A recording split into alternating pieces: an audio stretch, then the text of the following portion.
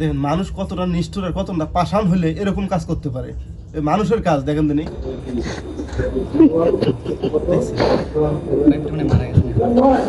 আমার নাম নয়নচন্দ্র দাস। আমাদের বাসায় এক পোলায় ম্যাচ খাইছিল, সাইডে আসছিল। আমার এই 11 মাসের বাচ্চাটা রাইখা আমার ওয়াইফ শুদ্ধে হ্যাঁ দুজনায় পয়সা গিয়েছে, এখন মতো পাইতে আছি না। এখন আমি যে কি করবো, আমাদের এই যে এখনো দুধের বাচ্চাটা কি করবো? মানুষ কাটতেছে কিন্তু ভাই, বুঝলেন?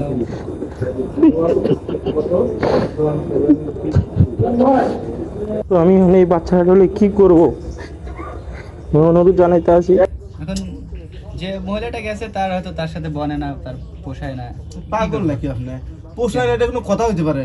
পোষায় না, এটা কালকে বিয়ে হয়েছে, আজকে 11 মাসের একটা বাচ্চা, বাচ্চা এখন দুধ ছাড়ে নাই, বাচ্চা থেকে চলে গেল, এটা পোষায় না।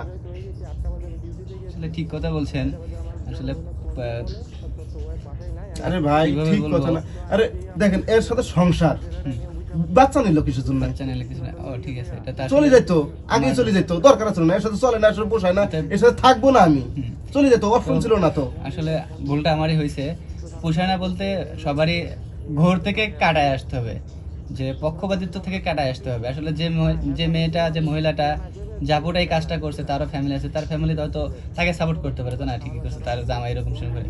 আসলে তা না, নেগেটিভিটি থেকে বেরোয় আসতে হবে আমার মতো। কারণ আমি যখন বললাম হয়তো তার পোষায় না, এখন পোষায় না কিভাবে? বাচ্চার কিন্তু 11 মাস বয়স, সে এখনো বুকের দুধ খায়।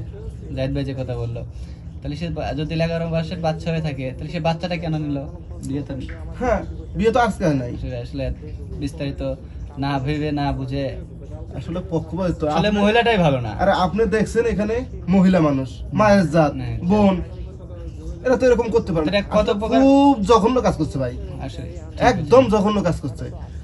আরে মানুষ তো মানুষের মানুষ, একদম মানুষ, সে মানুষের মধ্যে পারে না, সেও মানুষ। একজন মা, মা নাকি সবার সম্মানের একটা জিনিস, সর্বশ্রেষ্ঠ। মাকে মাথায় রাখবে মানুষ। কিন্তু এই বাচ্চাটা যদি বড় হয়, হ্যাঁ। বাচ্চা তো বড় হবে, অবশ্যই বড় হবে, অবশ্যই বড় হবে। আল্লাহ বাঁচায় রাখবে। আল্লাহ বাঁচায় রাখবে, যে করি হোক, রিজিকের মালিক আল্লাহ। তাহলে তার যদি প্রথম থেকেই না পোষাইতো, তাহলে বাচ্চা কিনা দরকার ছিল? আর 11 মাসের বাচ্চা রেখে আর একজনের পরপুরুষের হাত ধরে যাওয়ার কি উচিত ছিল? ভাই ও খারাপ কিছু বলার লাগে, খারাপ কিছু বলবো না, সে নোংরা, নোংরা, এর ছাড়া খারাপ কিছু কথা ভাষা আসে না। তো সকল মা বোনদের প্রতি রিকোয়েস্ট থাকবে, ভালো না লাগলে আগে চলে যান। এই নাবালক শিশুদেরকে কষ্ট দেন না, এই ধরনের জঘন্যতম কাজ করবেন।